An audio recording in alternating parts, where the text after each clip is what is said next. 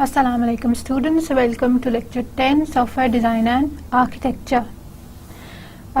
Software design and architecture, the third phase of software development life cycle, or the one of the most significant phases, software design. We have been looking into it for the past many weeks now, and we've gotten as far as seeing what architecture is and what are the various architectural styles. ठीक है, अभी तक architectural styles के हिसाब से हमने थोड़ी सी मज़े की बातें की हैं. हमने ये देखा है कि डिस्ट्रीब्यूटेड क्या होते हैं और हायरार्किकल क्या होते हैं, और आज और भी इसी तरह की मज़ेदार चीज़ें देखते हैं. लास्ट लेक्चर में what we did was distributed architectures and service oriented architectures. अब डिस्ट्रीब्यूटेड आर्किटेक्चर्स हमने दो डिफरेंट लेक्चर्स के अंदर जो है वो कंप्लीट किए हैं. मल्टीपल पैटर्न्स के साथ हमने इसकी डिटेल्स देखी हैं. डिस्ट्रीब्यूटेड आर्किटेक्चर्स बेसिकली क्या है? इस तरह के आर्किटेक्चर्स जिसमें कोई भी हमारे components, software components primarily over the network geographically different physical locations के ऊपर प्लेस हुए हुए हैं. ठीक है, तो डिस्ट्रीब्यूटेड क्या है? जब भी हमने सॉफ्टवेयर के हिस्से करके डिफरेंट जगह पे रख दिए. अब ये हिस्से जो हैं वो डिफरेंट बेसिस पे होते हैं. कभी इस तरह है कि हम सर्विस रिक्वेशन और सर्विस प्रोविजन की बेसिस पे कर रहे हैं, और कभी इस तरह से है कि आप वो सर्विसेज डायरेक्टली जो है अपनी एप्लीकेशन के अंदर एम्बेड कर रहे हैं. सर्विस, और इसमें जो फर्स्ट हमने देखा था that was a client server application. Client server application के अंदर क्या है कि क्लाइंट रिक्वेस्ट पुट करने की एबिलिटी रखता है और सर्वर उस रिक्वेस्ट को फुलफिल करने की एबिलिटी रखता है. क्लाइंट सर्वर्स हमारे पास 2 टियर में भी होते हैं और मल्टी टियर्ड के अंदर भी एग्जिस्ट करते हैं. जो दूसरी हमने अहम चीज़ इसमें देखी थी वो सर्विस ओरिएंटेड आर्किटेक्चर्स थे. सर्विस ओरिएंटेड आर्किटेक्चर्स हमने लास्ट लेक्चर में कवर किए हैं. इनका आइडिया या इनका फोकस क्या है कि हम एप्लीकेशंस को एज सर्विसेज जो हैं वो प्रोवाइड करते हैं. An application is given to multiple consumers in the form of services. और इनको services क्यों कहा जाता है? तो applications हैं तो कोड ही, तो इनको services क्यों कहा जाता है? Because independent है, टेक्नोलॉजी पे डिपेंड नहीं कर रहे और फ्रेमवर्क पे डिपेंड नहीं कर रहे, इंडिपेंडेंट है, रीयूजेबल हैं, और आपको इनकी इजीली एक्सेसिबल हैं. ठीक है, डिस्कवरेबल है, ओवर द नेटवर्क मिल जाती है, इंटरनेट पे मिल जाती है. ठीक है, तो सर्विस की खास बात यह है कि एक तो ये अपना काम खुद ही कर रहा है, किसी और पर डिपेंडेंट नहीं है, रीयूजेबल है. दूसरा ये कि आपको ये बनाना नहीं पड़ा, आप डायरेक्टली ले सकते हैं.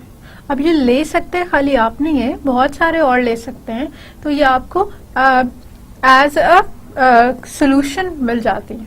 ठीक है, कंपोनेंट्स में भी इसी तरह है कि हम कंपोनेंट्स खरीद सकते हैं, लेकिन खरीदने के बाद उनकी मेंटेनेंस हमारी जिम्मेदारी होती है.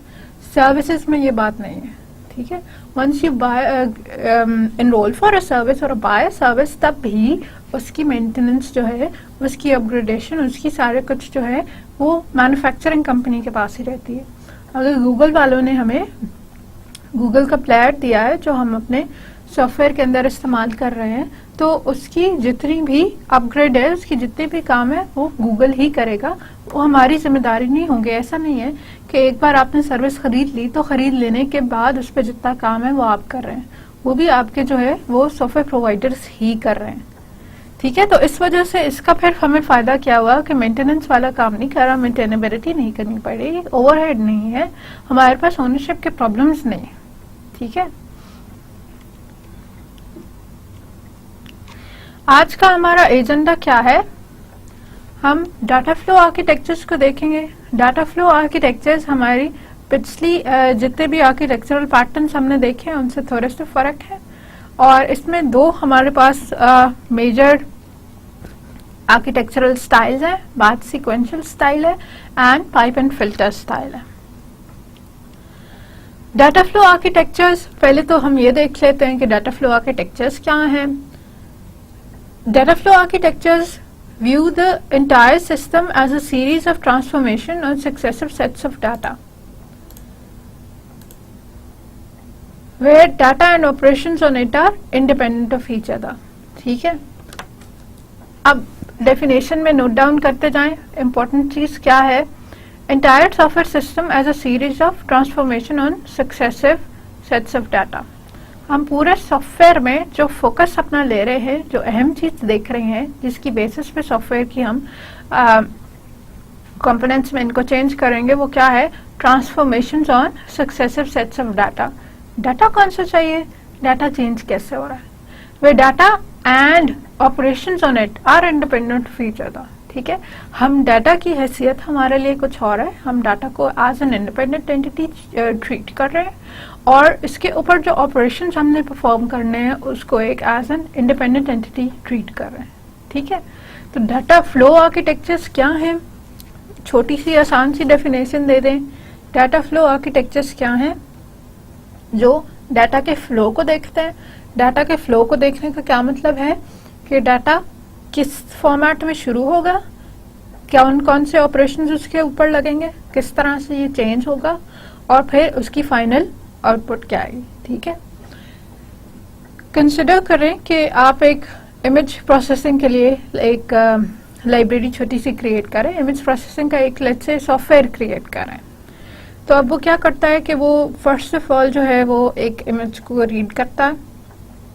इमेज को रीड करने के बाद जो हमारे पास नेक्स्ट स्टेप है वो है उसकी नॉइज रिडक्शन। इमेज में से जो है वो नॉइज रिड्यूस कर लेता है। नॉइज रिडक्शन के बाद वो क्या करता है? इमेज की इन्हांसमेंट करता है। इमेज की इन्हांसमेंट के बाद क्या करता है? उसके अंदर ऑब्जेक्ट डिटेक्शन करता है, और ऑब्जेक्ट डिटेक्शन के बाद क्या करता है कि वो हमें फाइनल प्रोडक्ट दे रहा है।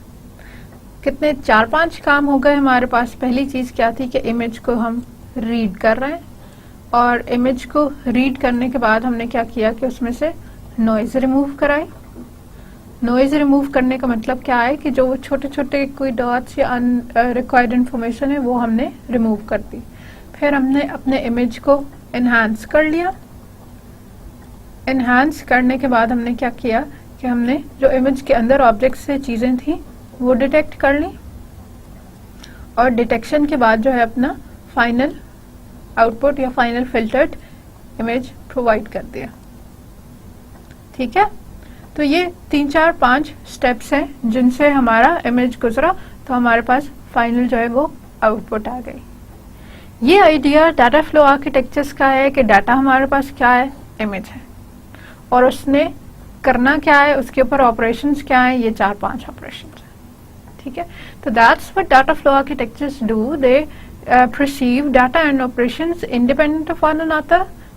मेरे पास क्या है बात कि मेरे पास इमेज है, एंड देन और फिर जब आप ये डिसाइड कर लें कि एक्चुअल चीज क्या है, फिर आप ये डिसाइड करें कि इसके ऊपर ऑपरेशंस क्या क्या मल्टीपल थे जो हमने चलाने। The software system is decomposed into data processing elements where data directs and controls the order of computation processing। ठीक है, अब इसमें हमारे पास क्या बात है कि सॉफ्टवेयर सिस्टम ब्रेक डाउन किया है, हमने डिकम्पोज किया है डाटा प्रोसेसिंग एलिमेंट्स में। हमारे पास जो है एक एलिमेंट ये है नॉइज रिमूवल का, एक प्रोसेसिंग एलिमेंट रिमेंबर। दूसरा प्रोसेसिंग एलिमेंट क्या है? इमेज की इन्हांसमेंट का। तीसरा प्रोसेसिंग एलिमेंट क्या है? ऑब्जेक्ट की डिटेक्शन का। और फोर्थ क्या है कि जो फाइनल इमेज क्रिएट करता है, और पहले जीरोथ क्या था कि जो इमेज की रीडिंग करता है। ठीक है, तो हमने अपने इस सारे सिस्टम को डिकम्पोज कर दिया है प्रोसेसिंग एलिमेंट्स के अंदर, where data directs and controls the order of the computation and processing, जहां डाटा पे डिपेंडेंट होता है कि ये किस फॉर्मेट में आएंगे। ठीक है, इमेज के अंदर सबसे पहला काम नॉइज रिमूवल का है, तो इस वजह से जो नॉइज रिमूवल का कंपोनेंट है वो सबसे पहले लगेगा। इससे पहले हमारे पास जो कंपोनेंट है वो खाली इमेज की रीडिंग कर रहा है।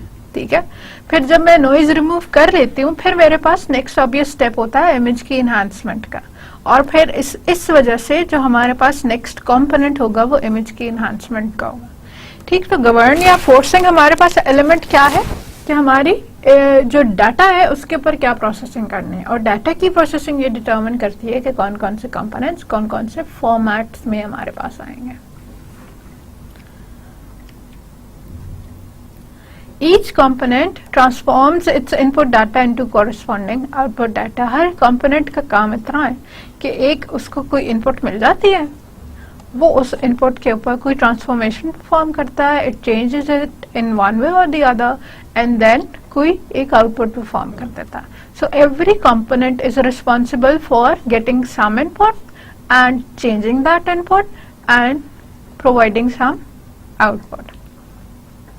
The connection between components may be implemented as I/O streams, I/O files, buffers, piped streams और other type of connections.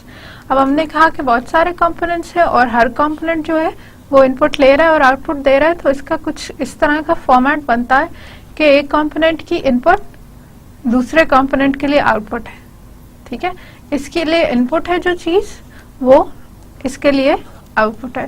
तो हमारा फर्स्ट कंपोनेंट जो है वो कुछ आउटपुट प्रोड्यूस करेगा, तो वो सेकंड कंपोनेंट को एज इनपुट मिल जाएगी. और ये जो कनेक्शन है, ये जो हमारे पास ट्रांसफर हो रहा है information from one two another, ये सिंपल आईओ इनपुट आउटपुट की फॉर्मेट में हो सकता है, बफर्स की फॉर्मेट में हो सकता है, स्ट्रीम्स हो सकती हैं, डाटा की स्ट्रीम्स हो सकती हैं, और फाइल्स हो सकती हैं, और सम अदर कनेक्शन टाइप्स.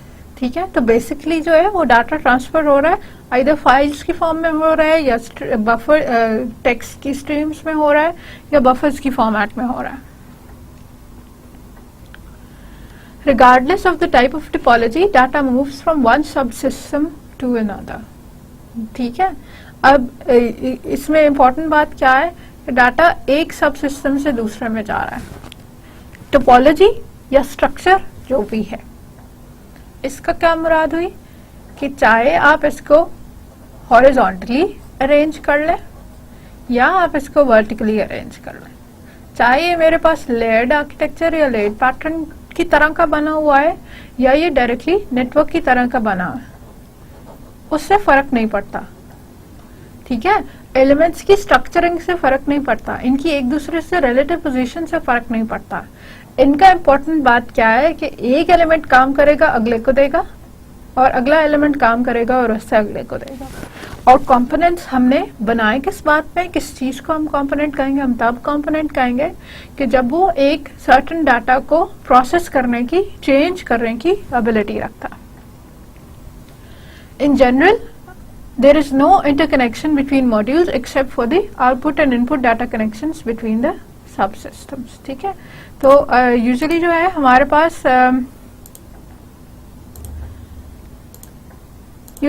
पास इन सारों के बीच के अंदर कोई कनेक्शंस नहीं है. कुछ connections other than the output जो डाटा ये ट्रांसफर कर रहे हैं, उसके अलावा के कोई कनेक्शंस इनके बीच में नहीं है.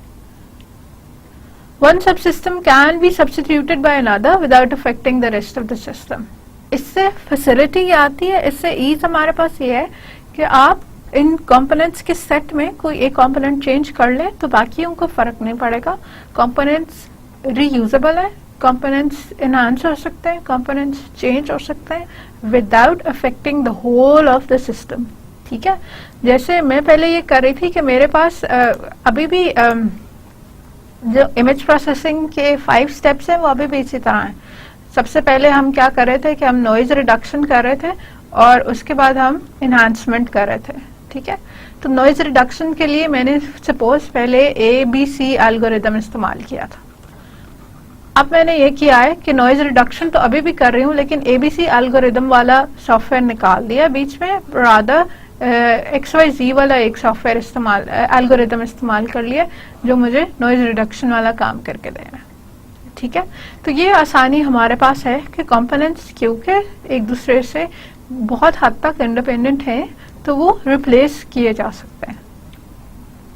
Since each subsystem does not need to know the identity of the other subsystems, modifiability and reusability are important property attributes of the data flow architecture.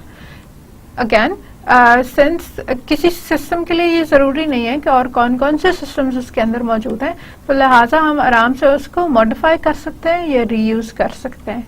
जो हमारा नॉइज रिडक्शन वाला मॉड्यूल है उसको इससे कंसर्न नहीं है कि उसके बाद जो है इमेज एनहांसमेंट वाला मॉड्यूल लगा हुआ है या उसके बाद डायरेक्टली जो है वो फाइनल इमेज वाला लगा हुआ है. ठीक है, उससे फर्क नहीं पड़ता. नॉइज रिडक्शन करनी है, वो वही काम करेगा. ना तो उसको ये मालूम है कि इसको आगे एनहांसमेंट में जाना है, ना उसको इससे कंसर्न है।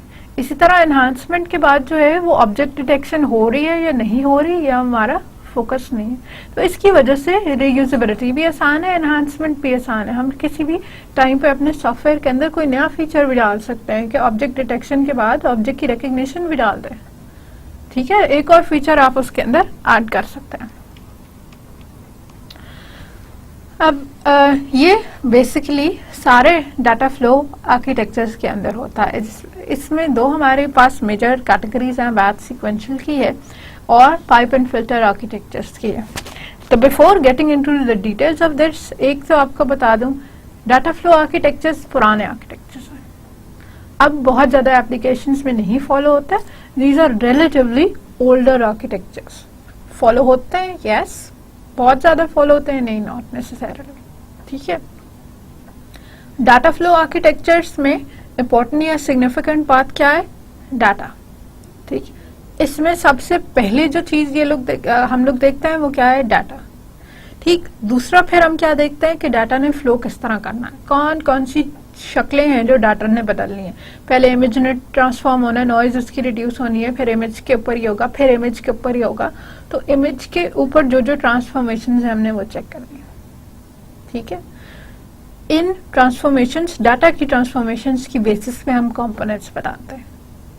अगर सबसे पहले नॉइज रिडक्शन होनी है तो हमारे पास पहला कंपोनेंट जो है वो ऐसा होना चाहिए जो नॉइज रिड्यूस करे। फिर हमने इमेज को चेंज करना है, बेहतर करना है, तो फिर हमारे पास एक कंपोनेंट होना चाहिए इमेज की एनहांसमेंट का। तो जो कंपोनेंट्स की क्रिएशन है वो डाटा की ट्रांसफॉर्मेशंस पे डिपेंडेंट है। अगर इस तरह की ट्रांसफॉर्मेशंस है कि नॉइज रिड्यूस करनी है तो नॉइज रिडक्शन वाला कंपोनेंट बनेगा, और वो सबसे पहले एज सुन एज के आप इमेज रीड करते हैं तो वो सबसे पहले जो है वो रन होगा। और अगर एनहांसमेंट वाला चाहिए तो इसी तरह एनहांसमेंट वाला सबसे पहले रन होगा। तो इसमें फोकस किस चीज पे है कि डाटा के ऊपर है, और डाटा के ऊपर जो हम लोगों ने मल्टीपल ऑपरेशंस करने हैं, ट्रांसफॉर्मेशंस करनी है, उसके ऊपर है। कंपोनेंट्स की डिवीजन वो भी ट्रांसफॉर्मेशंस पे डिपेंडेंट है, और कंपोनेंट्स की प्लेसमेंट वो भी ट्रांसफॉर्मेशंस पे डिपेंडेंट है, ठीक है।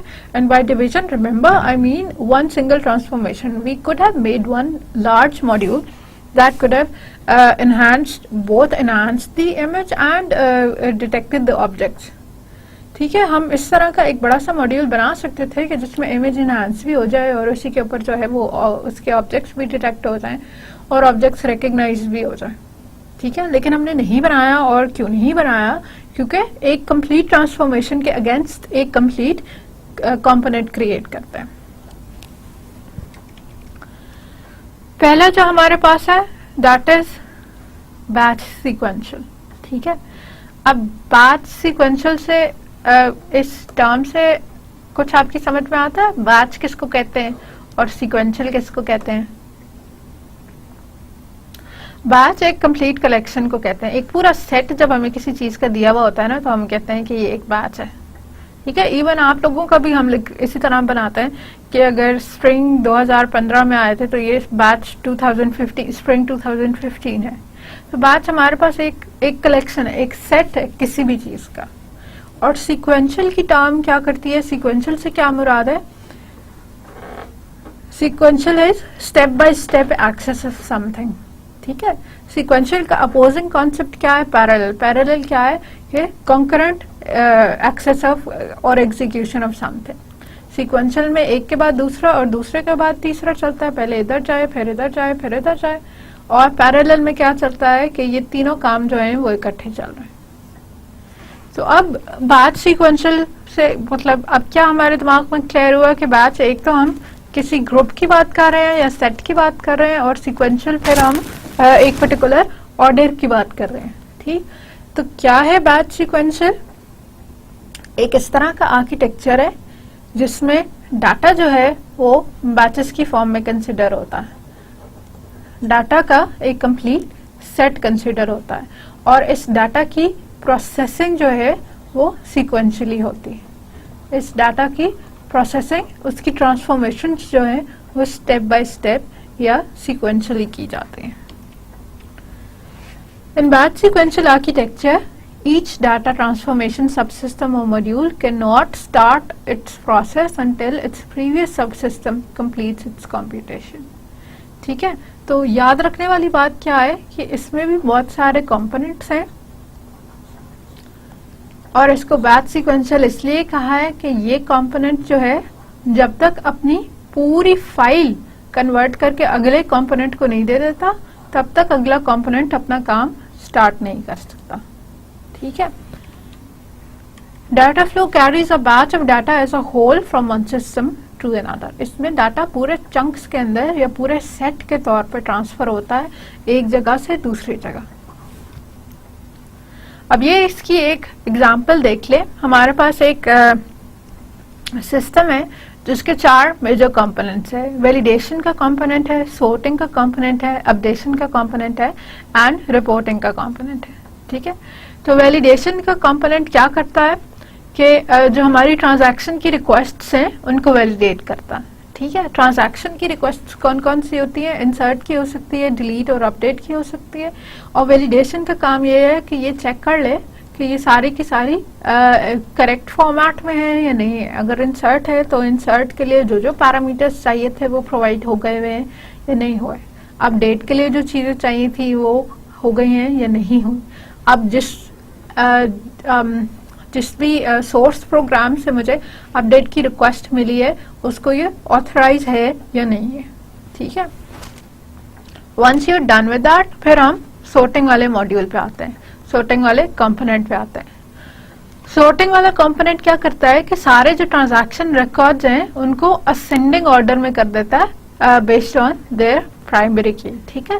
कि अभी ट्रांजैक्शन के रिकॉर्ड्स थे आप ये ऐसे ही कर ले, कंसिडर कर लें कि जैसे ये एक छोटा सा सॉफ्टवेयर जो है वो हमारे बैंक की ट्रांजैक्शन के ऊपर के ऊपर बिल्ट हुआ है. ठीक है. तो एक बैंक के अंदर जितने भी अकाउंट नंबर्स थे उनके ऊपर हम अकाउंट्स थे उनके ऊपर हम इंसर्ट या डिलीट या अपडेट की क्यूरी लगा सकते हैं. ठीक है. तो अब ये क्या है कि as soon as कि हमने वैलिडेट कर लिया कि ये इंसर्ट और डिलीट की क्यूरी ठीक है, हमने दूसरा काम क्या किया कि अपने रिकॉर्ड्स को सोर्ट कर लिया. और रिकॉर्ड्स को सोर्ट करने के लिए क्या हमने स्ट्रैटेजी लगाई है कि ascending order based upon the primary की. डाटाबेस में पढ़ा है ना डाटा, तो उस डाटाबेस की जो प्राइमरी कीज है, डाटा के टेबल की प्राइमरी कीज है, उसकी बेसिस पे हमने अपने रिकॉर्ड्स को असेंडिंग ऑर्डर के अंदर स्टोर कर लिया. फिर जो नेक्स्ट हमने स्टेप किया है वो हमने किया है अपडेट. अब जब सोर्ट हो गया डाटा और हमारे पास क्यूरी भी आ गई फिर हमने हर चीज को अपडेट कर लिया corresponding to what had been previously done. ठीक है. लेकिन अब जो मजे की बात है वो ये याद रखिए, सोर्टिंग का ताल्लुक एग्जैक्टली वैलिडेशन से नहीं है. किसी चीज की ट्रांजैक्शन को वैलिडेट करना अलग बात है, इन कॉन्सेप्ट अलग बात है, और किसी चीज को सोर्ट करना अलग बात है. तो इसकी जो है वो इनपुट सोर्ट की इनपुट जो है वैलिडेट से आ रही है, लेकिन इनके अपने अपने मकासद फर्क है. वैलिडेशन अगर आप बीच में से निकाल देंगे तो भी सोर्टिंग डाटा की हो सकती है. ठीक है. डाटा को वैलिडेट किए बगैर भी हम उसको सोर्ट कर ही सकते हैं. इसी तरह डाटा को सोर्ट किए बगैर भी हम उसको अपडेट कर सकते हैं. ठीक. तो एक कंप्लीटली उसके ऊपर इस सेंस में डिपेंडेंट नहीं है कि अपडेशन होगी नहीं अगर सोर्टिंग नहीं होती, लेकिन जो डाटा है वो मल्टीपल सीक्वेंसेस से फ्लो करेगा तो फिर हमारे पास एक वैलिड डाटा का सेट एंड में रिटर्न होगा. और लास्ट में जो है आज सून एज कि हमने अपडेशन कर ली है तो फिर हम रिपोर्ट क्रिएट करेंगे. और रिपोर्ट जो है वो एक नई लिस्ट जनरेट करके देगा बेस्ड अपॉन कि जो ओरिजिनल डाटा हमने दिया था और ओरिजिनल डाटा के साथ जो भी हमने क्यूरी करनी थी. इस डायग्राम में every box represents a data transformation and every arrow represents a data flow. ठीक है. तो ये उसी डायग्राम की हमारे पास यहाँ दी हुई है कि यहाँ पे every box is a component that performs some sort of transaction or some sort of transformation on data, and every arrow over here is the data flow between the various components. All of this is linear. एक and से दूसरे तक हम एक line की form में चलते जा रहे हैं. These are sequentially being used. ठीक है. तो ये linear data flow है या sequential data flow है. बैच सीक्वेंशियल में इंपॉर्टेंट चीज क्या थी? पहली चीज सबसे इंपॉर्टेंट हमारे लिए क्या है? डाटा। दूसरी चीज डाटा की ट्रांसफॉर्मेशंस। डाटा की ट्रांसफॉर्मेशन की बेसिस पे क्या काम होगा? हमारे कंपोनेंट्स क्रिएट होंगे और कंपोनेंट्स प्लेस होंगे, कंपोनेंट्स का ऑर्डर डिसाइड होगा। कंपोनेंट्स लीनियर फॉर्म में या सीक्वेंशियल फॉर्म में अरेंज होंगे और डाटा बैच की फॉर्म में ट्रांसफर होगा।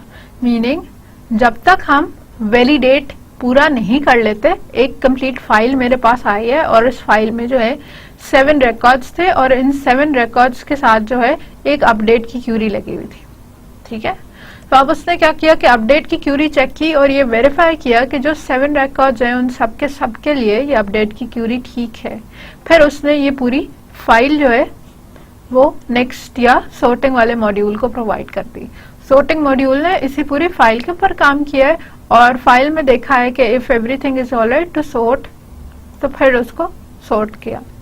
7 के 7 रिकॉर्ड्स जब सॉर्ट हो गए ऑल 7 ऑफ दीज, तो फिर उसने अपडेट के मॉड्यूल को भेजा। अपडेट के मॉड्यूल के पास 7 रिकॉर्ड्स है चेंज करने को, उसने शुरू से स्टार्ट किया और जब पूरे के 7 रिकॉर्ड्स अपडेट हो गए तब उसने रिपोर्ट के मॉड्यूल को भेजा। रिपोर्ट के मॉड्यूल ने अगेन ऑल ऑफ दीज 7 इन सबको रीड किया, इन सबकी रिपोर्ट क्रिएट की और जब सबकी रिपोर्ट क्रिएट हो गई तो फिर फाइनली आउटपुट प्रोड्यूस की, ठीक है। तो ये याद रखना, बैच सीक्वेंशियल, एक तो सीक्वेंशियली चीजें हो रही होंगी, फोकस डाटा के ऊपर होगा, डाटा की ट्रांसफॉर्मेशन पे कंपोनेंट्स बनेंगे और एक डाटा हमेशा एक सेट की फॉर्म में ट्रांसफर होता है या एक पूरे बैच की फॉर्म में ट्रांसफर होता है। इस्तेमाल कहाँ कहाँ होता है बैच सीक्वेंशियल आर्किटेक्चर? जब डाटा की बेसिक नेचर ही हमारे पास बैच्ड हो, डाटा इस फॉर्मेट में रहा हो जो ऑलरेडी जो है एक सेट की सूरत में हो। Intermediate file is a sequential access file, हमारे पास जो डाटा ने ट्रांसफॉर्म होना है, मल्टीपल स्टेजेस से गुजरना है, वो ऑटोमेटिकली सीक्वेंशियल हो और ईच सब system reads related input files and rights output files. और इस तरह के सब सिस्टम्स हम आराम से क्रिएट कर सकते हैं कि जो फाइल्स को रीड भी कर सकते हैं, फाइल्स को राइट भी कर सकते हैं और वो क्रिएट मतलब उनकी रीडिंग और राइटिंग या उनकी इनपुट या आउटपुट फाइल्स की फॉर्मेट में, पूरे बैच की फॉर्मेट में। फायदा क्या है? सिंपल, ठीक है। इसको इस तरह अंडरस्टैंड करना भी आसान है कि डाटा क्या होगा और डाटा की ट्रांसफॉर्मेशंस क्या होंगी, और इस तरह डिवाइड करके रखना भी आसान है। Each subsystem can be a standalone program working on input data, producing output data. जैसे हमने रीयूजेबिलिटी वाली बात की थी, तो हमारे पास हर सब सिस्टम जो है वो एक छोटा सा काम बिल्कुल अलग से कर रहा है। लिमिटेशंस क्या है, क्या चीजें हैं कि जो नहीं हो सकती? इम्प्लीमेंटेशन रिक्वायर्स एक्सटर्नल कंट्रोल, ठीक है। पूरा जो कंप्लीट फ्लो है वो हमारे पास कोई एक्सटर्नल एंटिटी डिफाइन कर रही होती है जो डाटा के उसके ऊपर डिपेंड होता है, ठीक है। मॉड्यूल्स डायरेक्टली एक दूसरे के साथ उस तरह से कम्युनिकेट नहीं कर रहे, वो सिर्फ आउटपुट्स प्रोड्यूस कर रहे हैं जो हम बाहर औरों को जो दूसरों को इनपुट्स के तौर पे मिल रहे हैं। इंटरैक्टिव इंटरफेसेस नहीं है, यही वाली एप्लीकेशंस इंटरैक्शन ओरिएंटेड नहीं है। ये वाली एप्लीकेशंस ऐसे सिस्टम्स में नहीं बनाई जा सकती जहां यूजर से बहुत सारी इनपुट लेनी है। क्यों नहीं बनाई जा सकती? यूजर से इनपुट का नुकसान क्या है? यूजर से इनपुट टेक्स टाइम, ठीक है। सीपीयू जब अपनी प्रोसेसिंग करता है तो अपनी प्रोसेसिंग कदरे तेज करता है, ठीक है। अगर इंटरनली किसी चीज मतलब आपको 2+2 लिखने में शायद 2 सेकेंड लग जाए, लेकिन उसका रिजल्ट आने में जो है ना 0.001 सेकेंड्स लगता है, ठीक है। तो आईओ ऑपरेशंस या इनपुट आउटपुट ऑपरेशंस ज्यादा टाइम लेते हैं बनिस्बत के सीपीयू ऑपरेशंस या मेमोरी ऑपरेशंस के। तो इंटरैक्टिव सिस्टम्स में ये सूटेबल क्यों नहीं है कि पहले ही बहुत टाइम लगेगा, इनपुट आउटपुट करानी है, यूजर ने कोई बटन दबाना है, यूजर ने कोई चीज फील्ड एंटर करनी है, और फिर जब हमने काम पूरा भी नहीं करना जब तक कि सीक्वेंस वो फाइल पूरी नहीं हो जाती, तो उसमें डबल टाइम लगेगा, ठीक है। 1 एक्सेसिव टाइम इनपुट आउटपुट की वजह से है। और फिर दूसरा मसला क्या है कि जब ऐसा भी नहीं है कि एक टुकड़ा बन गया, एक सर्टेन अमाउंट ऑफ प्रोसेसिंग हो गई तो हम आगे फॉरवर्ड कर दें। जब तक कंप्लीट प्रोसेसिंग नहीं हो जाती हम अपने जो है नेक्स्ट मॉड्यूल को वो प्रोवाइड ही नहीं कर सकते। Concurrency is not supported and hence throughput remains slow. ठीक है, ये क्योंकि सिक्वेंशली है, एक के बाद दूसरा और दूसरे के बाद तीसरा, उसकी बात हो रही है। तो कॉन्करेंसी या ऐसे नहीं हो रहा कि हमारे पास 2-4 काम इकट्ठे हो रहे हो, इस तरह नहीं हो सकता कि वैलिडेशन अगर एक पहले 7 रिकॉर्ड्स थे और एक अगर वैलिडेट हो गया तो उसकी हम सर्टेन सॉर्टिंग शुरू करते हैं, और सॉर्ट अगर सारी चीजें हो गई हैं तो पहले वाले की जो है हम अपडेशन शुरू करते हैं। जब अगले वाला किसी सॉर्ट होकर आ जाए तो हम उसकी अपडेशन शुरू करते हैं। अगले वाला वैलिडेट होकर आ जाए तो हम उसको अपनी सॉर्टेड लिस्ट के अंदर प्लेस कर लें। तो ये कॉन्करेंटली या पैरेलली वाला काम नहीं है कि साथ साथ ये भी कर लो और साथ साथ ये भी कर लो। जब तक एक काम पूरा नहीं हो जाता आप अगला या नेक्स्ट ऑब्वियस काम शुरू नहीं कर सकते। एंड देन हाई लेटेंसी, ये उसी से इन सारी चीजों से यही एक बात हमें क्लियर होती है, हाई लेटेंसी, इसमें डिले टाइम बहुत ज्यादा है। ठीक है, अगर एक पूरे सिस्टम को 10 मिली सेकेंड्स या सेकेंड्स लगते हैं अपना काम पूरा करने के लिए, तो उन 10 मिली सेकेंड्स में किसी एक इंस्टेंट ऑफ टाइम पे खाली एक ही कंपोनेंट काम कर रहा होगा, बाकी सारे कंपोनेंट्स जो हैं वो उसकी इनपुट या आउटपुट का इंतजार ही कर रहे होंगे। ठीक है, तो that causes a lot of latency. बीच में अगर आप आईओ भी इन्वॉल्व कर दें, कुछ यूजर से भी इंटरेक्शन लेनी पड़ गई है, तो फिर आपका काम एक्सपोनेंशियली ज्यादा टाइम लेगा। इस कैटेगरी में जो दूसरे हमारे पास चीज है या दूसरा जो हमारे पास आर्किटेक्चर है, that is pipes and filter architecture. अब ये याद रखिए, पाइप्स एंड फिल्टर भी हमारे पास डाटा फ्लो आर्किटेक्चर्स की ही कैटेगरी है। तो बेसिकली इसमें भी वो half of the things are still true. It does focus on data, it does create components based upon the transformations of data, and the various components do provide and receive inputs and outputs from other components. ठीक है, तो जो data flow architecture की main बात थी ना, वो अभी भी इसके साथ लागू होती है क्योंकि ये उसी की एक कैटेगरी है। और मेन बात क्या थी कि हमारा फोकस डाटा के ऊपर होता है, और डाटा के परस्पेक्टिव से हम जो ट्रांसफॉर्मेशंस हमने करनी है वो ट्रांसफॉर्मेशंस हमारे कंपोनेंट्स उसकी बेसिस पे क्रिएट होते हैं, और इन कंपोनेंट्स की जो प्लेसमेंट्स हैं वो कंपोनेंट्स की प्लेसमेंट्स डिपेंड करती हैं डाटा की ट्रांसफॉर्मेशन के फ्लो पे। तो पाइप्स एंड फिल्टर आर्किटेक्चर की हम डिटेल्स देखते हैं। Pipe and filter architecture decomposes the whole system into components of data sources, filters, pipes and data sinks. ठीक है, अब है डाटा फ्लो ही, बातें इसमें भी वही हैं, हमने सारी सिर्फ इनके लिए जो है टर्मिनोलॉजीज फर्क करते हैं। अब जो टर्मिनोलॉजीज इसके लिए यूज होती है, पाइप एंड फिल्टर में हम कंपोनेंट्स वगैरह किन उसमें क्लासिफाई करते हैं कि हमारे पास डाटा सोर्सेज हैं, हमारे पास फिल्टर्स हैं, हमारे पास पाइप्स हैं और हमारे पास सिंक्स हैं। ठीक है, सोर्सेज क्या है, जहां से हमारा डाटा ओरिजिनेट होता है। ठीक है, सिंक्स क्या है, जहां पे डाटा जो है हमारे पास फाइनली जाके रेस्ट करता है, फाइनली जाके प्लेस होता है।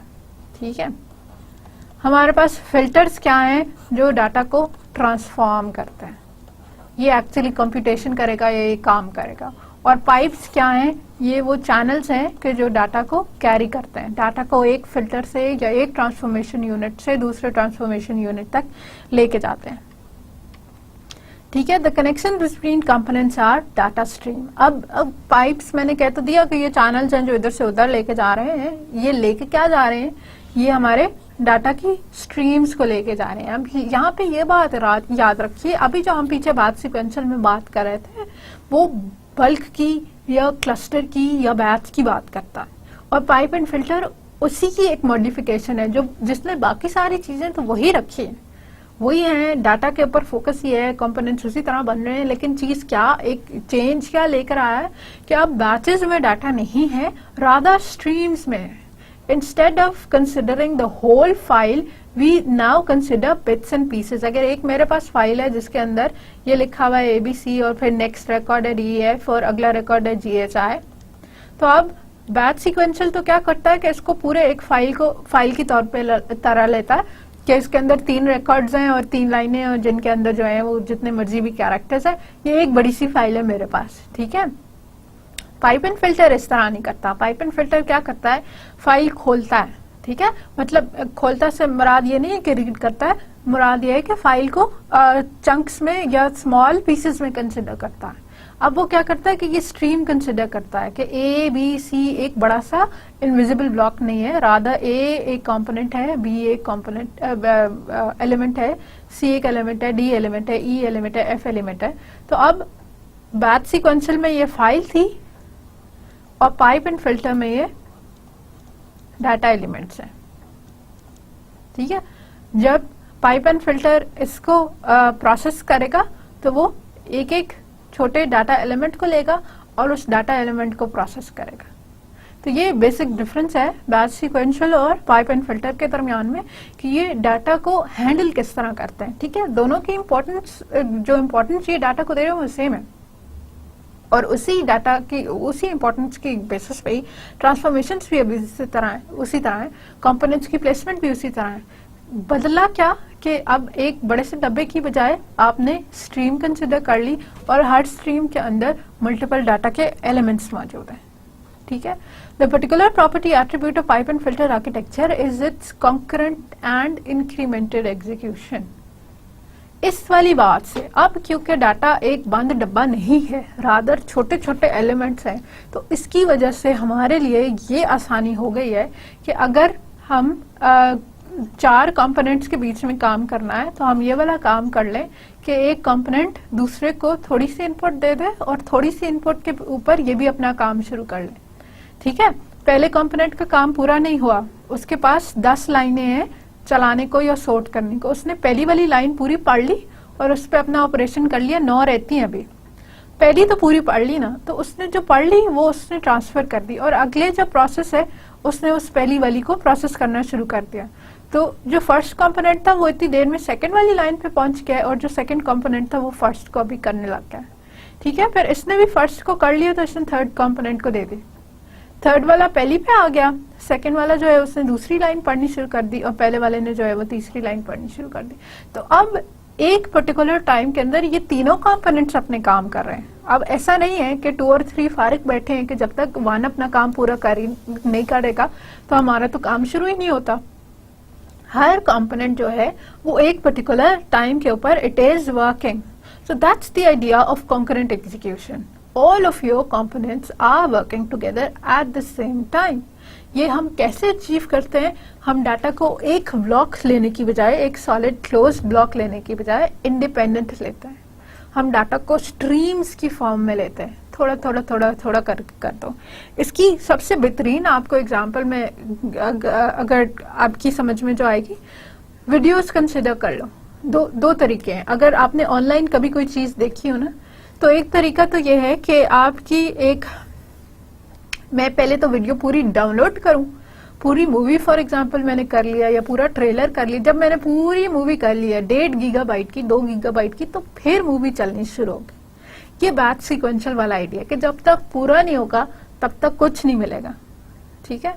और दूसरा जो है पाइप एंड फिल्टर का, वो जैसे स्ट्रीमिंग होती है कि अगर एक चंक 5 सेकंड की वीडियो जो है वो बफर होगी तो 5 सेकंड चल पड़े, फिर उसके बाद अगले 2 सेकंड मिले तो अगले 2 सेकंड चल पड़े, फिर इसी तरह हमें स्पीड अच्छी मिल गई, 6 सेकंड थोड़ी जल्दी से हो गए, तो थोड़े थोड़े करके जितना मिल रहा है उतना आपको आउटपुट में मिलता जा रहा है। जितना रिसीव हुआ उसको प्रोसेस करके देते जाओ।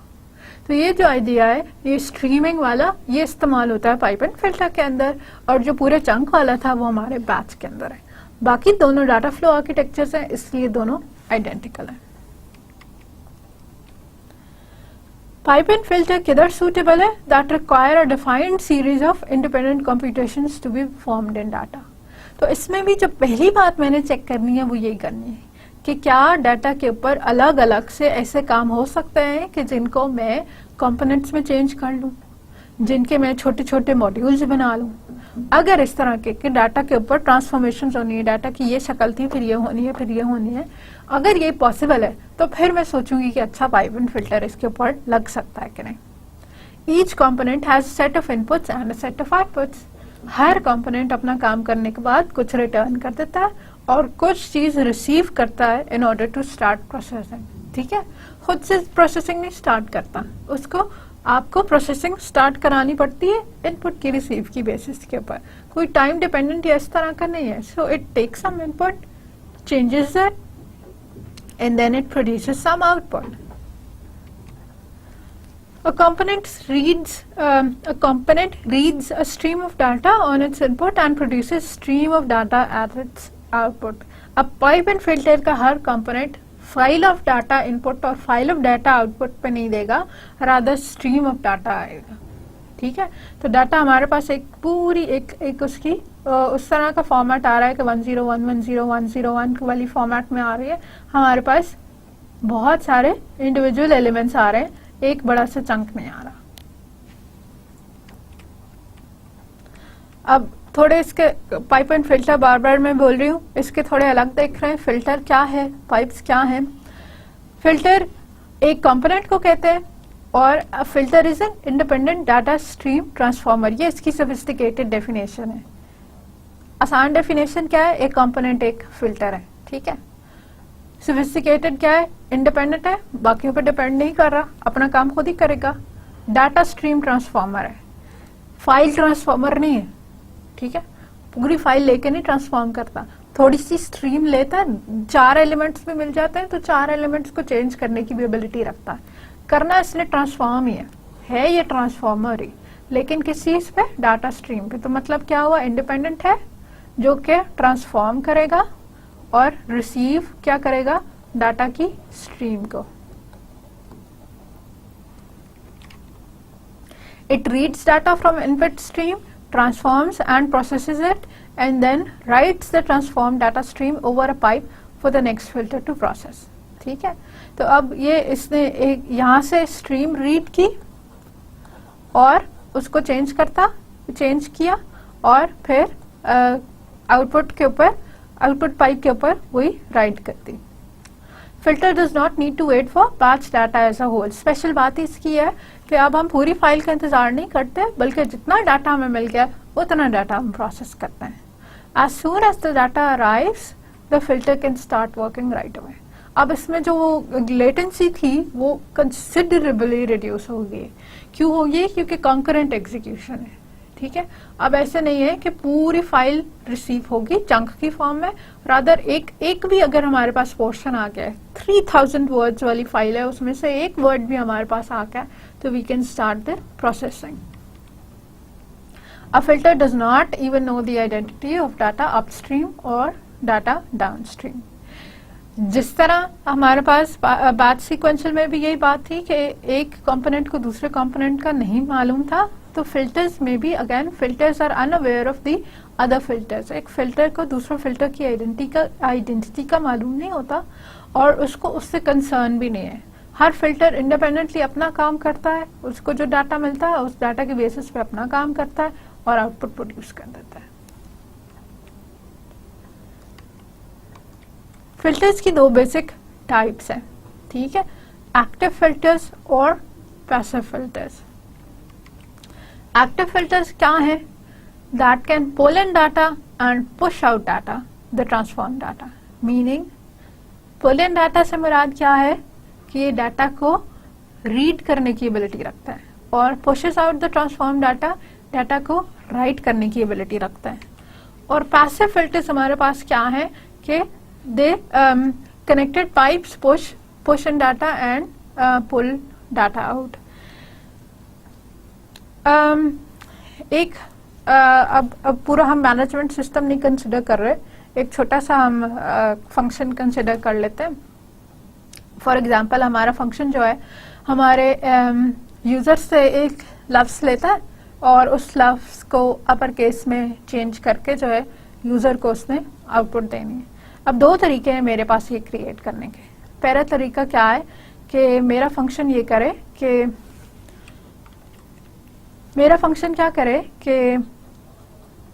सबसे पहले यूजर से इनपुट ले, ठीक है। मैंने फॉर एग्जांपल कोई सीन की स्टेटमेंट लगा दी जिसने यूजर से मुझे इनपुट ले ली, यूजर से इनपुट ले ली और ये इनपुट मैंने स्टोर करा दी फॉर एग्जांपल स्ट्रिंग एक्स के अंदर, ठीक है। स्ट्रिंग के स्पेलिंग पूरे नहीं लिख रही तो ये याद रखिएगा, लैंग्वेज के सिंटैक्स नहीं है, आपको बस एग्जांपल देनी है, जनरल आइडिया देना है, लैंग्वेज यहाँ पे हमारा कंसर्न नहीं है। स्ट्रिंग एक्स के अंदर हमने डाल दी, फिर हमने क्या किया कि इस एक्स को हमने चेंज कर लिया टू अपर केस, और जब इसको इसके अंदर चेंज कर लिया तो हमने फिर वापस सी आउट के थ्रू ये यूजर के कंसोल के ऊपर डिस्प्ले करा दी। एक तो मैं फंक्शन इस तरह लिख सकती हूँ कि जिसने इनपुट भी खुद ही ले ली, चेंज भी खुद ही कर लिया और फिर आउटपुट भी खुद ही दे दी, ठीक है। दूसरा मैं फंक्शन किस तरह से लिख सकती हूँ कि इसको स्ट्रिंग एक्स पैरामीटर के तौर पर मिली, इस फंक्शन ने क्या किया, खाली एक्स टू अपर केस, और ये जो एक्स टू अपर केस था ये हमने रिटर्न कर दिया। अब रिटर्न जिस भी कॉलिंग फंक्शन को हुआ है उसकी जिम्मेदारी है वो इसको आउटपुट करे या ना करे। ये डिफरेंस एक्टिव और पैसिव फिल्टर्स का है। एक्टिव फिल्टर्स जो हैं वो डाटा को रीड राइट की एबिलिटी रखते हैं, पैसिव फिल्टर्स जो हैं वो रीड राइट की एबिलिटी नहीं रखते, वो खाली डाटा को ट्रांसफॉर्म करने की एबिलिटी रखता है। वो डाटा को खुद से कहीं इनपुट आउटपुट नहीं करेंगे या नेक्स्ट कंपोनेंट को नहीं देंगे, नेक्स्ट कंपोनेंट खुद ही उसको रिसीव करेगा, खुद ही उसको सेंड करेगा। That was about filters. हमारे पास पाइप्स क्या है? Pipes are the connectors that serve as channels for streams transmitting outputs of one filter to input of other, ठीक है। ये हमारे चैनल्स हैं, ये हमारे कनेक्शंस हैं उसी स्ट्रीम्स के लिए जो एक फिल्टर की आउटपुट एक दूसरे फिल्टर को इनपुट के तौर पे प्रोवाइड करते हैं। पाइप्स क्या करते हैं? They transfer the data stream from one filter to another, और ये जो हमारे पास फिल्टर स्ट्रीम है ये बाइनरी फॉर्मेट में भी हो सकती है और कैरेक्टर फॉर्मेट में भी हो सकती है। बाइनरी से मुराद क्या है? 0 1 0 0 0 इस वाली फॉर्मेट में हो सकती है, 1s और 0s की फॉर्मेट में, और कैरेक्टर्स की फॉर्मेट में भी हो सकती है। अब ये जरूरी नहीं है खाली इंग्लिश के कैरेक्टर्स हो, आज की कैरेक्टर्स हो सकते हैं, कोई 1 2 3 हो सकती है, लेकिन कैरेक्टर्स की फॉर्मेट में हो सकती है। Pipe is placed between two filters and filters can run in separate threads of the same process, ठीक है। तो पाइप हमारा खाली कनेक्शन का काम दे रहा है एक फिल्टर से दूसरे, चाहे फिल्टर्स जो हैं एक ही थ्रेड के अंदर या एक ही प्रोसेस के साथ चल रहे हो या मल्टीपल प्रोसेसेस के साथ चल रहे हो। ये एक बेसिक स्ट्रक्चर है पाइप एंड फिल्टर आर्किटेक्चर का, जहां हमारे पास बहुत सारे फिल्टर्स या डाटा ट्रांसफॉर्मर्स हैं और फिर पाइप्स हैं जो हमारे पास कनेक्शंस हैं, and then we got again filters and pipes and filters and pipes and filters, ठीक है। याद रखने की बात क्या है? एक फिल्टर को दो फिल्टर से इनपुट भी मिल सकती है, जरूरी नहीं है ये 1 by 1 वाला रिलेशनशिप हो। और एक फिल्टर जो है वो डाउन द स्ट्रीम तो देता ही है डाटा, अगले वालों को तो देता ही है, पीछे कहीं लूप बैक भी कर सकता है। खुद इस तरह भी पॉसिबल है कि एक फिल्टर की आउटपुट खुद ही उसी फिल्टर के लिए इनपुट भी बन सकती है, और दूसरा डाउन द स्ट्रीम भी ये डाटा प्रोवाइड करने की एबिलिटी रखता है। तो ये फ्लो ऑफ डाटा में 3 बेसिक तरीके हैं, पुश ओनली, पुल ओनली या pull and push. Push only में क्या है कि ये राइट वाला तरीका है, जब आप डाटा आगे प्रोवाइड कर रहे हैं, चाहे आप कंसोल पे प्रोवाइड कर रहे हैं, चाहे अगले फिल्टर को कर रहे हैं। और डाटा सोर्स में push data in a down stream, ठीक है।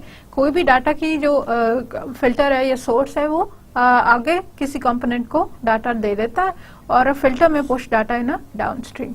यहाँ डाटा सोर्स हमारी कोई डाटाबेस की फाइल भी हो सकती है या कोई फाइल्स की रेपोजिटरी भी हो सकती है, कोई XML वाली फाइल्स रख ली या डाटाबेस वाली फाइल्स रख ली, कोई भी फाइल्स है, कोई भी डाटा है जो कि हम आगे डाउन स्ट्रीम भेज रहे हैं उसको। और फिर हम पुल इन कर सकते हैं, मतलब कि डाटा जो है, डाटा का जो सिंक है, अगेन ये सोर्स होता है, ये हमारी अगेन इसी तरह की कोई चीज हो सकती है, हमारा DB हो सकता है, हमारी XML फाइल्स हो सकती है। हम डाटा जो है सिंक में भेज सकते हैं, मीनिंग के एक बार जब आपने उसको प्रोसेस कर लिया तो आप उसको लॉन्ग टाइम स्टोरेज के लिए भेज सकते हैं। और फिल्टर में pull data from an upstream. Filter भी ये काम कर सकता है कि डाटा को रिसीव कर सकता है या आगे सेंड कर सकता है, ठीक है। फिर इस तरह पुल एंड पुश, रीड और राइट ऑपरेशंस में क्या है कि फिल्टर जो है वो डाटा दोनों एबिलिटी रखता है, डाटा देना है या राइट करना है तो भी ठीक है, डाटा लेना है या रिसीव करना है, रीड करना है तो भी ठीक है। जो पाइप एंड फिल्टर की हमारे पास सबसे कॉमन और इजी एग्जांपल है वो ट्रेडिशनल कंपाइलर्स की है, ठीक है। अब कंपाइलर्स आपने इस्तेमाल किए हुए होंगे, हमने सी का कंपाइलर इस्तेमाल किया हुआ होता है, C++ का किया है, हो सकता है आपने टर्बो सी में डेवलपमेंट की हो या बोरलैंड में की हो या डेव सी में की हो, और भी बहुत सारे इसके इस तरह के हैं कि जिनके अंदर आप इसकी डेवलपमेंट कर सकते हैं। तो ट्रेडिशनल कंपाइलर्स जो हैं, जो पुराने हमारे कंपाइलर्स हैं, वो पाइप एंड फिल्टर आर्किटेक्चर के ऊपर ही बने हुए हैं। अब इसमें क्या है कि कंपाइलेशन फेजेस, ठीक है, एक फाइल डायरेक्टली जो है वो मशीन रीडेबल के अंदर चेंज नहीं हो जाती। हम कुछ अंग्रेजी टाइप करते हैं, हम मतलब इवन सी की स्टेटमेंट्स जो है वो इंग्लिश के कैरेक्टर्स में हम लिखते हैं, और वो जो चेंज हो जाती हैं तो वो बाइनरी 1 और 0 के अंदर चेंज हो जाती हैं, और बाइनरी 1 और 0 ही तो एग्जीक्यूट हो सकता है। तो इस सारे प्रोसेस में मतलब किधर ABC और किधर 1 और 0, तो उसकी चेंजिंग में जो है मल्टीपल स्टेप्स इन्वॉल्व होते हैं या मल्टीपल फेजेस इन्वॉल्व होती हैं। तो दीज फेजेस, ये कंपाइलेशन फेजेस हैं हमारे पास। These phases are pipelined through the phase, though the phases are not always incremental, ठीक है। तो ये हमारे कोई उसी सीक्वेंशियल ऑर्डर के अंदर ये चला रहे हैं। जो वेरियस फेजेस हैं उसमें हमारे पास सबसे पहले है लेक्सिकल एनालिसिस, फिर है syntax analysis, semantic analysis, code optimisation and code generation, ठीक है। आपको ये थोड़ा सा ये बता देती हूँ कि ये फेजेस क्या हैं। लेक्सिकल एनालिसिस हमारे पास इसकी पहली फेज है। अब ये आपको हैंडआउट्स में मैं इसकी डिटेल भी दे दूंगी, और अगर आप इवन स्लाइड्स चाहिए तो स्लाइड्स के अंदर भी ये बहुत सारी लिखी हुई है, ठीक है। वो सारी अभी स्लाइड्स यहाँ पे मैं आपको रीड करके नहीं बताती, मैं आपको डायग्राम से ही डायरेक्ट बता देती हूँ। लेक्सिकल एनालिसिस जो है, ये जो हमारी फर्स्ट फेज है, उसका मकसद क्या है कि हम अपनी जो फाइल है उसको टोकन्स के अंदर चेंज कर ले, ठीक है। अब फॉर एग्जाम्पल मैंने C++ लिखी और उसके अंदर लिखा है इंटीजर a, ठीक है, और फिर मैंने लिखा for a is equals to 0 so forth. तो अब a क्या है? वेरिएबल, यस, और इंटीजर क्या है? ये एक कीवर्ड है, ठीक है। फॉर अगेन एक कीवर्ड है, और इक्वल्स टू 0, ये अब 0 क्या है? ये एक वैल्यू है, कांस्टेंट है, कांस्टेंट इंटीजर है, ठीक है। तो लेक्सिकल जो पहली स्टेज है फाइल की कन्वर्जन का, लेक्सिकल एनालिसिस, उसका काम ये है कि इसको अलग करें टोकन्स में, कि ये इंटीजर है, ये इसकी इंटीजर मीन्स कि ये कीवर्ड है, जिसका मतलब है कि 4 बाइट्स ऑफ मेमोरी रिजर्व करनी है। ए जो है वेरिएबल है, ए वेरिएबल का नाम है, तो इसको जो है हमारे उस चार्ट में रख दो जिसमें बाकी वेरिएबल्स पड़े हैं। फिर इस ए की वैल्यू जो है इक्वल्स टू 0 है, 0 इसकी वैल्यू को असाइन करते हैं। तो ये जो है अलग अलग डिस्टिंक्शन करना कि क्या चीज क्या है, कौन से लफ्ज का क्या मीनिंग है, वो लेक्सिकल एनालिसिस कर लेता है, ठीक। फिर हमारे पास सिंटैक्स एनालिसिस है। सिंटैक्स एनालिसिस का काम है कि ये चेक करना कि आपका सिंटैक्स गलत तो नहीं हो गया। मैंने अगर कहा था कि इंटीजर ए के बाद सेमीकोलन लगता है, तो क्या आपने सेमीकोलन लगाया? अगर यहाँ सेमीकोलन नहीं लगा हुआ तो इसी स्टेज पे जो है वो आपको मतलब एरर फ्लैग हो जाएगा कि ये तो करेक्ट नहीं है। सिंटैक्स एनालिसिस के हिसाब से तो हमारा सिंटैक्स ठीक होना चाहिए। सिंटैक्स एनालिसिस ने यही चेक करना है कि सिंटैक्स ठीक होना चाहिए, और एज सून एज कि सिंटैक्स में कोई मिस्टेक नजर आएगी तो वो हमारे एरर के तौर पे काउंट हो जाएगी। वो पता चल जाएगा कि ये अभी फाइनल फाइल के अंदर ये नहीं चल सकता, ये एरर है। जो नेक्स्ट स्टेप हमारे पास है वो हमारे पास है सेमांटिक एनालिसिस, ठीक है। अब एक बार ये चीज डिटर्मिन कर ली कि सिंटैक्स के हिसाब से ठीक है, जहां फॉर लगना था लगा हुआ है, जहां कॉमा आना था कॉमा है, जहां सेमीकोलन है वो ठीक है, लेस देन या ग्रेटर देन ऑपरेटर के रूल नहीं वायलेट हुए, all of those are correct. फिर हम इसके सेमांटिक्स पे देखते हैं, ठीक है। सेमांटिक्स के हिसाब से हम क्या करते हैं कि हम ये चीज चेक करते हैं कि ऐसा तो नहीं है कि मैंने कहा था कैरेक्टर ए और कैरेक्टर ए को असाइन कर दिया है 9, ठीक है, वो नहीं हो सकता।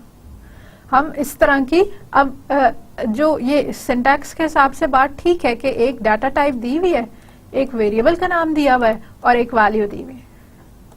गलत कैसे गलत है कि इसकी तुक नहीं बनती, ठीक है। तो ये लॉजिक के हिसाब से गलत है, ये सिमेंटिक्स के हिसाब से गलत है, तो फिर हमने वो वाली चीज इसकी ठीक करनी। तो वो अंदाजा लगाना जो है ना, वो हमारे सिमेंटिक एनालाइजर का काम है कि कौन सी चीजें मीनिंग्स के हिसाब से ठीक है और कौन सी मीनिंग्स के हिसाब से सही नहीं है। फिर हमारे पास ऑप्टिमाइजर है।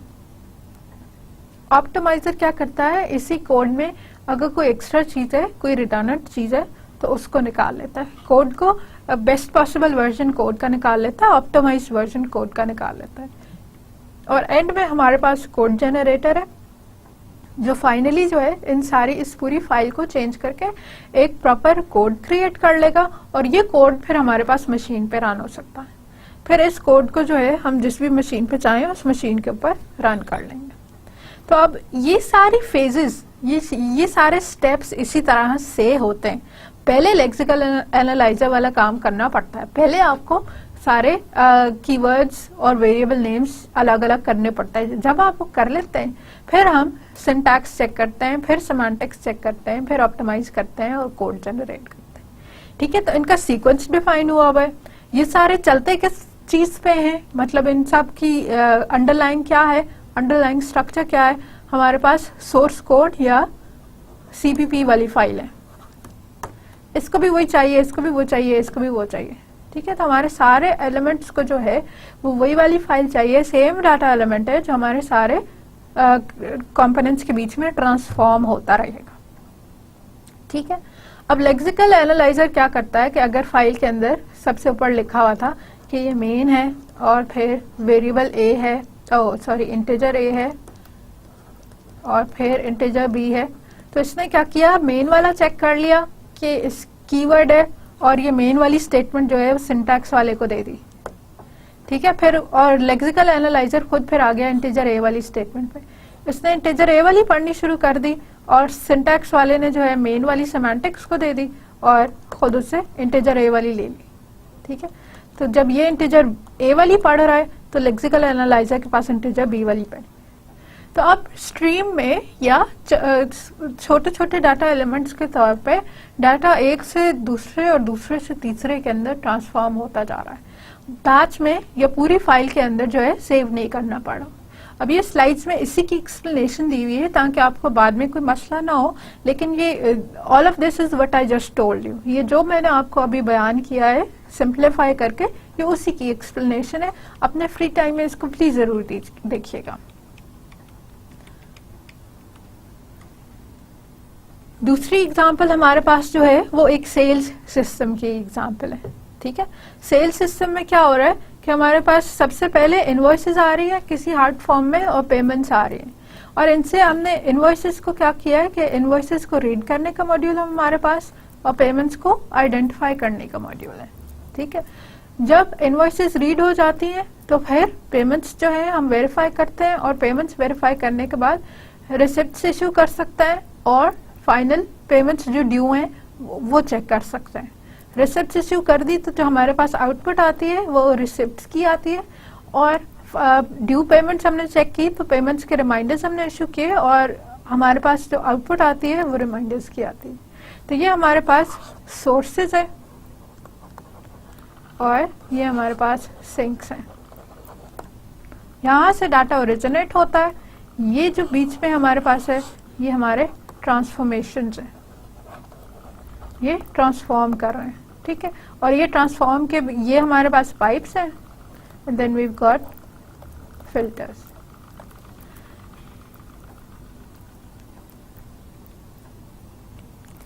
कहाँ पे हम एप्लीकेबल डोमेन्स क्या हैं, जहां भी सिस्टम आराम से सीरीज ऑफ प्रोसेसिंग स्टेप्स के अंदर ब्रेक डाउन किया जा सकता है वहां पे हम ये लगा सकते हैं, ठीक है।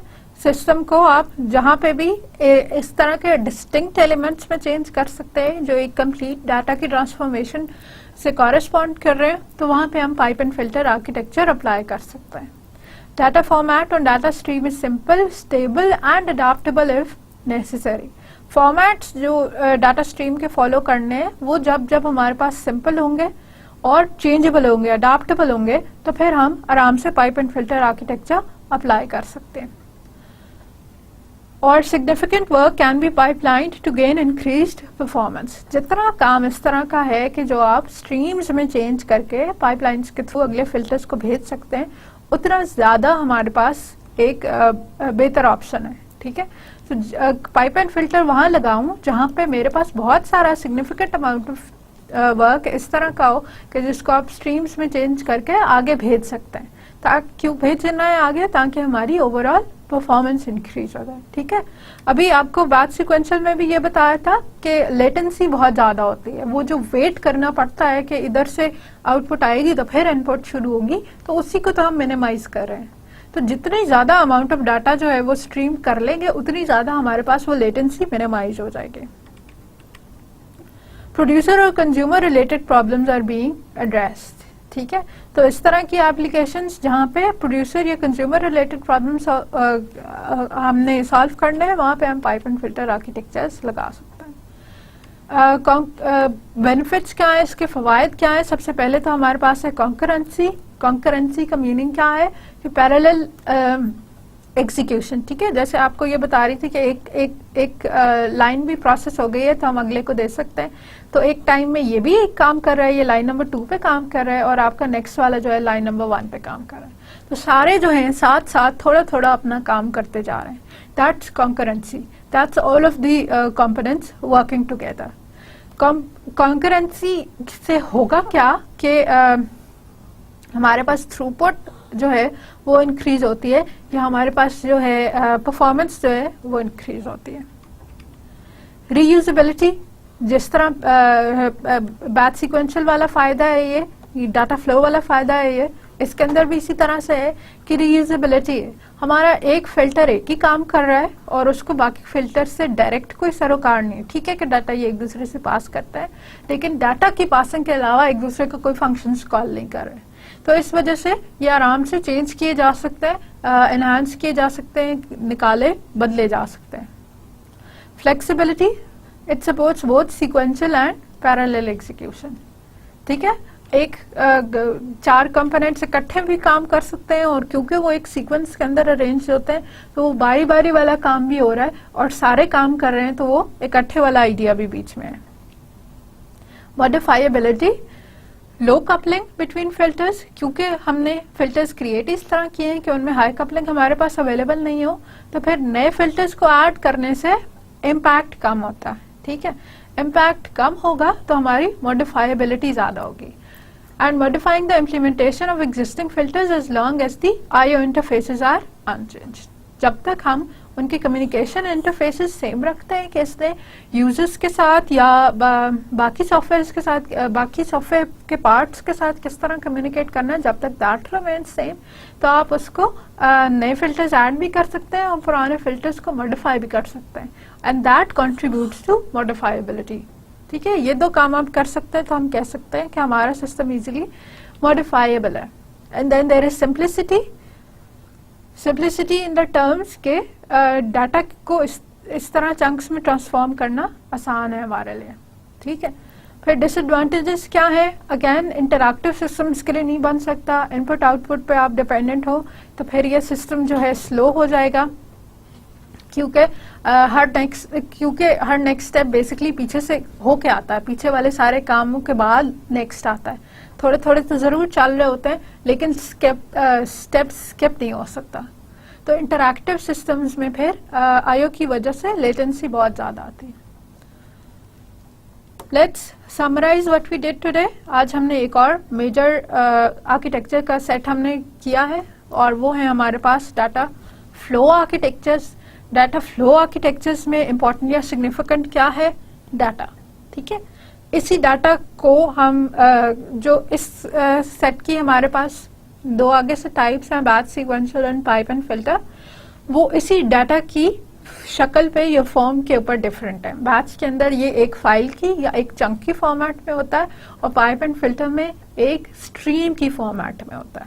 ठीक है, फिर डाटा फ्लो आर्किटेक्चर्स में डाटा की ट्रांसफॉर्मेशन जिस बेसिस पे हो रही होती है, डाटा को कैसे चेंज करना है, क्या करना है, कौन कौन से स्टेप से गुजार के ये फाइनल शक्ल में आएगा, उसकी बेसिस पे हम कंपोनेंट्स क्रिएट करते हैं और उसकी बेसिस पे कंपोनेंट्स को प्लेस करते हैं। कंपोनेंट्स की एक दूसरे की निस्बत से प्लेसमेंट भी उसी वजह से होती है, ठीक है। फिर इसमें दो कैटेगरीज हैं, batch sequential and pipe and filter. और इन बैच सीक्वेंशियल बाकी सारे रूल्स फॉलो कर रहे हैं। खास बात क्या है कि ये फाइल्स को, चंक्स को एज अ कंप्लीट बैच लेता है, एक पूरा सेट लेता है। और पाइप एंड फिल्टर क्या है कि ये एज अ स्ट्रीम लेता है। तो उससे फायदा क्या होता है कि कॉन्करेंट हमारे पास फिल्टर्स जो है वो चल रहे होता है। एक फिल्टर सर्टेन अमाउंट में काम करके नेक्स्ट को इनपुट दे देता है और वो सर्टेन अमाउंट में करके उससे नेक्स्ट दे देता है। So that's all for today. हम इंशाल्लाह इससे आगे कंटिन्यू करेंगे अपने नेक्स्ट लेक्चर में। टिल दैट टाइम अभी तक जितना आपने पढ़ा है प्लीज इसको रिवाइज कीजिएगा, क्योंकि ये साथ साथ रिविजन से 7 साल पढ़ते रहने से आपको कॉन्सेप्ट्स जो हैं वो सही जहन में रहेंगे। Thank you so much and that's all for today.